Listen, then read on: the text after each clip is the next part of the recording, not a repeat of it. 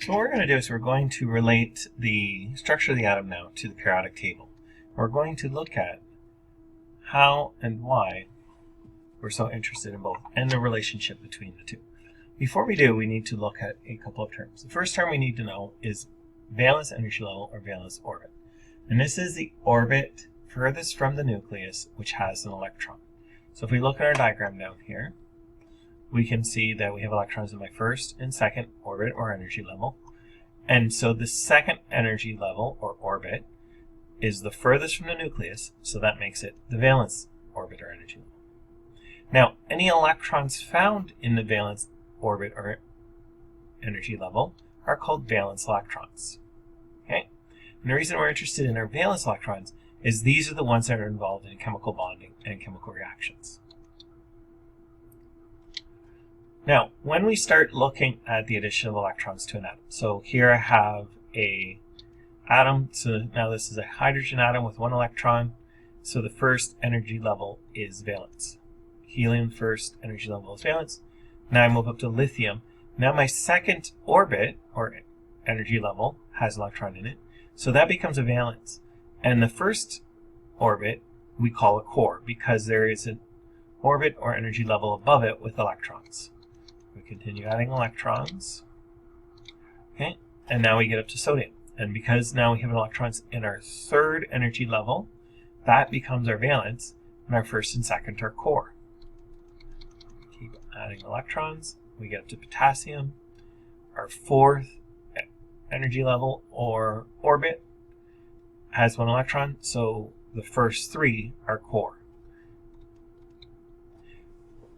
Now, if we did the Bohr-rutherford diagrams for the first 18 elements, okay, we can start to see a couple of patterns. So if we look at the elements in the first group, which are alkali metals, one of the things we notice is that in their valence energy level, every one of these elements has one electron. When we look in our group 2, every one of our elements in their valence energy level has one electron. 2 electrons, sorry. When we look at our group 7 or 17, what we find is every one of these elements have 7 electrons. And in group 18, what we notice is not only do they have mainly 8, but really more importantly, their valence energy level is full. So the first orbit here is valence, and it only holds a maximum of 2.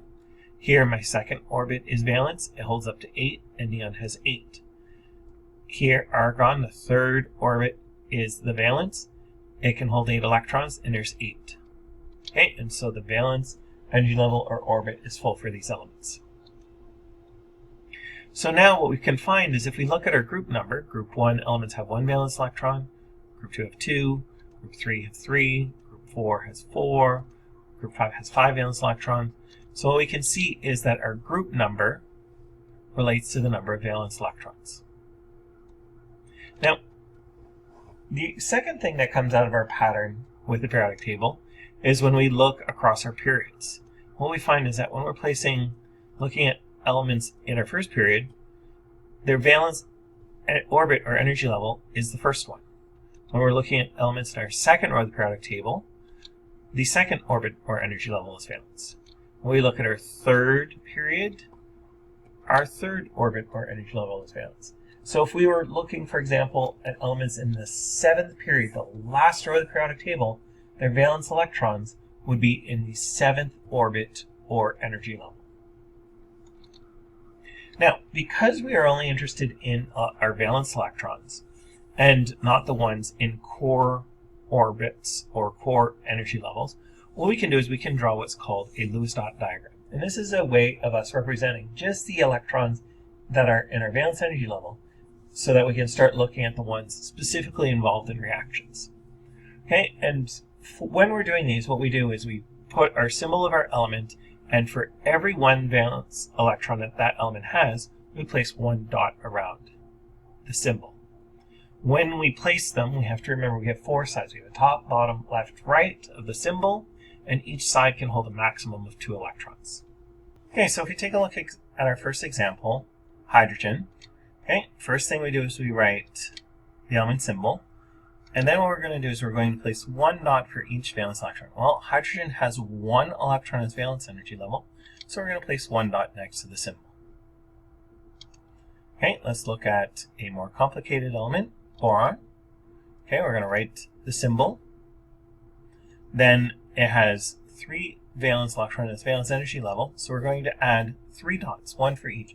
Now we do not pair until each side has a valence electron. Remember, we have top, bottom, left, right. It doesn't matter where we start. So we're going to place 1, 2, 3. And we've spread them out because we do not have more than 4. Okay, and then our last example for chlorine, we're going to write our symbol first. And we have 7 valence electrons, so we're going to add 1 drop for each. Okay, so we have 1, 2, 3, 4, 5, 6, 7. And you'll notice I started at 1 and I just went in a direction around, and I only paired up once each side had 1. Now, the reason that we're really interested in this is because it allows us to predict the stable ion that the atom will form. Atoms want their valence energy level to be full. And so they can gain or lose electrons to their valence energy level or orbit to obtain this. So if they have only a couple electrons in their valence orbit, they could lose those electrons and a core orbit that's full would become valence. Or if they have almost 8 electrons in their valence orbit, they could gain electrons to it to become full. Okay, and we call this our octet rule, the desire to have 8. So let's take a look at a couple of examples, because we can use both our Bohr-rutherford diagram and our Lewis dot structures to represent this. So we're going to start off with fluorine. Fluorine has 9 protons, so therefore we know it has 9 electrons. Okay, and we have our Bohr-rutherford diagram. So we know that we have 7 valence electrons. And so to fill this second orbit or energy level, what I could do is I could either gain 1 electron, or I could lose all 7. Well, it's easier to gain 1, so it's going to gain 1. And once it gains that 1, this valence orbit is now full. We can show this with our Lewis dot diagram by just adding 1 electron to it. Now, because this is now has a charge on it, because they no longer have the same number of protons and electrons, I'm going to rewrite this and put it in a square bracket with a -1 charge, because I gained 1 electron. We look at aluminum. It has 13 protons, 13 electrons. So if we look at our Bohr-rutherford diagram, we can see that we have 3 valence electrons. Okay, and so now this orbit needs to have a valence orbit with 8. So I could either gain 5 or I could lose 3. And it's easier to lose these 3. So I'm going to lose them.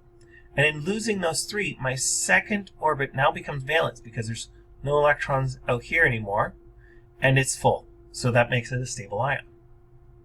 Okay, and we can show this by drawing it with no dots around it to represent the fact that it lost, and has a charge of 3 plus because it lost 3, and because it's an ion, it goes in square brackets. Okay, the beauty of this technique is it allows us to also look at elements beyond the range that we've already drawn Bohr-rutherford diagrams for. We know that barium is in group 2, and we know that all elements in group 2 have 2 valence electrons. So therefore I could draw its Lewis dot diagram, and I have my 2 valence electrons, and now I know that I have to follow my octet rule. So I could either lose these 2 and a core orbit would become valence, or I could gain 6 to this valence orbit to fill it. Well, it's easier to lose the 2.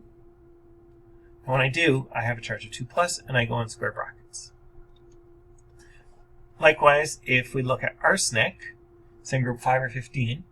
So again, we didn't draw the Bohr-rutherford diagram for it, but because it's in group 5 or 15, we know that it has 5 valence electrons.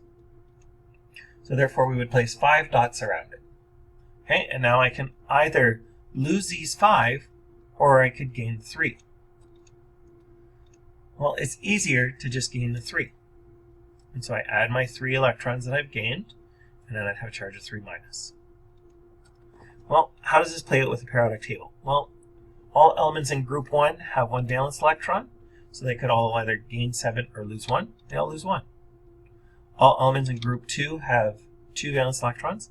It's easier for them to lose those 2 than gain 6. So they'd have a charge of 2+. All elements in group 13 or 3 have 3 valence electrons. So they could lose those 3 or gain 5. It's easier to lose the 3. They have a charge of +3. Elements in group 4 or 14, they could do either. They could either gain or lose to fill. The elements at the top of the group gain electrons, and therefore would have a 4- charge. The atoms at the bottom of the group lose, and they'd be a 4+. In group 15 or 5, they have 5 valence electrons, so they could either gain 3 or lose 5. They're going to gain 3. Group 16 can either gain 2 or lose 6. They're going to gain 2. Group 17 or 7 have 7 valence electrons, so they could gain 1 or lose 7. They're going to gain 1.